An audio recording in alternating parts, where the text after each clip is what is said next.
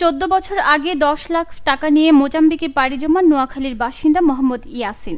সেই টাকায় ব্যবসা করে এক যুগ পরিশ্রমের পর তিনি এখন কোটিপতি। দিনরাত কঠোর পরিশ্রম করে মোজাম্বিকে তিনি গড়ে তোলেন ভুট্টা প্রক্রিয়াজাতকরণ কারখানা ও সুপার শপ। সব মিলিয়ে পুঁজি ছিল 12 কোটি টাকা। ভাগ্যে নির্মম পরিহাসে এক রাতে ইয়াসিন কোটিপতি থেকে হয়ে পড়েন নিঃস্ব। নির্বাচন পরবর্তী রাজনৈতিক অরাজকতার বলি হলেন কবিরহাটের ইয়াসিন। সব হারিয়ে ঋণগ্রস্ত ইয়াসিন পরিবার নিয়ে হয়ে পড়েছেন দিশেহারা। মোহাম্মদ ইয়াসিন বলেন, আমার কারখানায় 1200 টন ভুট্টা ছিল, সব লুট করে নিয়ে গেছে। আমার আরও একটি ব্যবসা প্রতিষ্ঠানে লুট করেছে, সেখানে একটি পেরেকও রাখেনি। এতে আমার 12 কোটি টাকার ক্ষতি হয়েছে। বাংলাদেশের অন্তর্বর্তী সরকারের কাছে আবেদন, আমাদের সাহায্য করুন। শুধু মোহাম্মদ ইয়াসিন নয়, এক রাতে এভাবে নিঃস্ব হয়েছেন হাজারো ব্যবসায়ী, যাদের 75% চট্টগ্রাম বিভাগ থেকে মোজাম্বিকে যাওয়া ব্যবসায়ী।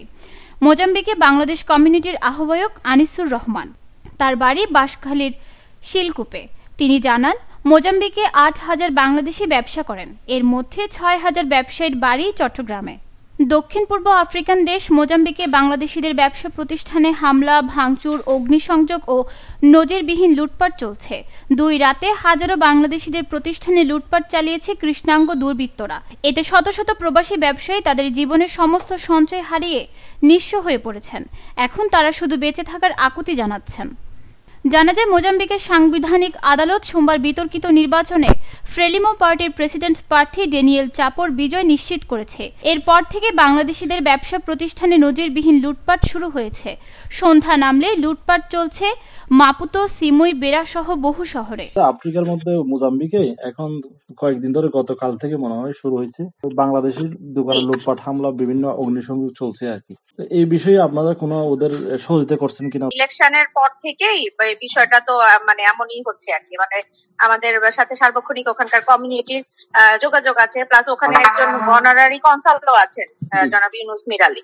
উনিও আমাদেরকে বিষয়গুলো হচ্ছে সবসময় অবহিত করে থাকেন। তো আমি ওই সবসময় তাদেরকে ওই বিয়ে দেই, মানে তাদের সার্বক্ষণিক পাশে আছি, এরকম ভাবে সবসময় মেসেজ দেওয়া হয়। গত 2 দিন আগেও আমি ওই যে কমিউনিটির উদ্দেশ্যে একটা ভয়েস মেসেজ দিয়েছি। আপনারা কি কোনো উপদেষ্টা মহোদয়ের সাথে কোনো যোগাযোগ করছিলেন কি এই বিষয়ে? আমরা মন্ত্রণালয়ে হচ্ছে একটা রিপোর্ট অলরেডি পাঠিয়েছি, আবার আমরা হচ্ছে আবার এটার আপডেট হচ্ছে জানাবো। আমরা সবসময় আমাদের পররাষ্ট্র মন্ত্রণালয়ের সাথে এই বিষয়ে আপডেট রাখছি। এখনো পর্যন্ত আপনার কি পরিমাণ তথ্য আছে, মানে এখানে এখনো পর্যন্ত কি পরিমাণ ক্ষতিগ্রস্ত হয়েছে বাঙালি? না, এখন হচ্ছে ওনারা তো অনেক দোকানপাট হচ্ছে, লুটপাট হচ্ছে, ভাঙচুর হচ্ছে, এটা তো ওনারা জানাচ্ছেন। আর আমরা ওনাদেরকে একটা বিষয় বলেছি যে একটা অঞ্চল ভিত্তিক যাতে ওনারা একটা তালিকা তৈরি করে আর কি। হ্যাঁ, কমিউনিটি মেম্বার যারা আছেন ওনারা আমাদেরকে এইটা দিলে আমরা একটা বিষয় সম্পর্কে সবসময় আপডেটেড থাকতে পারবো। এটা আমরা ওনাদেরকে বলেছি আর কি। আমাদের তাহলে যে কোনো পরিস্থিতিতে ওনাদের সহায়তা করা মানে সুবিধা হবে। আপনি কি ধরনের সহায়তা করবেন ওদেরকে?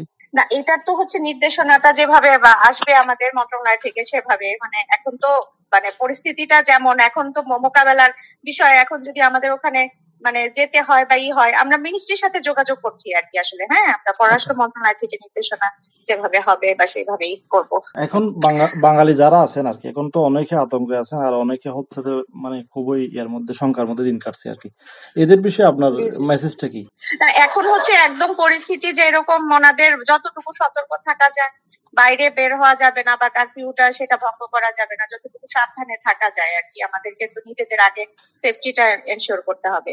আমরা সার্বক্ষণিক পাশে আছি আর কি, এই ভরসাটা ওনাদের যাতে থাকে। অনেকের এই মানে যারা পাসপোর্ট ছিল, মানে কোনো ডকুমেন্টস ছিল আর কি, এগুলো অনেকে ড্যামেজ করে দিছে, অনেক মানে করে ফেলছে। এক্ষেত্রে ওরা কোনো জটিলতা পড়লে সেটার ক্ষেত্রে আপনারা কি করবেন? সেটা আগে আমাদেরকে তো ওনারা তথ্যটা জানালে আমরা সেটা ব্যবস্থা নিব। ওটা ওনারা তো আমাদেরকে ওভাবে করে এখনো করে নাই আর কি। মানে এখন সর্বোচ্চ হচ্ছে ওনাদের জানমালের নিরাপত্তাটা আগে, হ্যাঁ, তারপরে হচ্ছে ধরে নিয়ে, তাই না? আগে তো ওনাদেরকে একটু স্টেবল হতে হবে, বেঁচে থাকতে হবে, মানে সুস্থ থাকা এবং সাবধানে থাকা, নিরাপদ থাকা। আমরা তো আছি। মোজাম্বিকের বেরা শহরে থাকেন কক্সবাজারের আলমগীর। কান্না করতে করতে তিনি বলেন, আমার দোকানে 30 লাখ টাকার মালামাল ছিল, কৃষ্ণাঙ্গরা রাতে সব নিয়ে গেছে। 30 লাখ টাকার মালের মধ্যে 30 পয়সারও মাল নেই। আমি নিঃস্ব হয়ে গেছি, শেষ হয়ে গেছি। মোজাম্বিকের মুকুবা শহরে থাকেন বাঁশখালীর সোনুয়ার মকসুদ আহমদ। তিনি বলেন, রাত হলে এখানে প্রচুর পরিমাণ লুটপাট চলছে। সোমবার আমার ভাতিজার দোকান থেকে 30 লাখ টাকার মালামাল নিয়ে গেছে কৃষ্ণাঙ্গরা। আমরা খুবই আতঙ্কে আছি। 16 বছর ধরে দক্ষিণ মোজাম্বিকে থাকেন ফেনী সদরের মোহাম্মদ রবিউল হক বেলাল। তিনি বলেন, নির্বাচনের পর থেকে এখানের অবস্থা খুবই খারাপ। বাংলাদেশিদের প্রায় 80% ব্যবসায়ী লুটপাটের শিকার। বাংলাদেশ কমিউনিটি মোজাম্বিকের আহ্বায়ক আনিসুর রহমান পূর্বকুনকে বলেন, সোমবার বিকাল থেকে রাজধানী মাপুতো থেকে লুটপাট শুরু হয়। জঙ্গল থেকে 20 থেকে 30 হাজার কৃষ্ণাঙ্গ এসে একসাথে অ্যাটাক করছে। তখন পুলিশ আর কিছু করতে পারে না, তবে সেনাবাহিনী নীরব ভূমিকা পালন করছে। মোয়ানিতে বাংলাদেশিদের 16টি দোকান আছে। এই সব দোকানের কিছুই রাখেনি। খুবই ভয়াবহ পরিস্থিতি।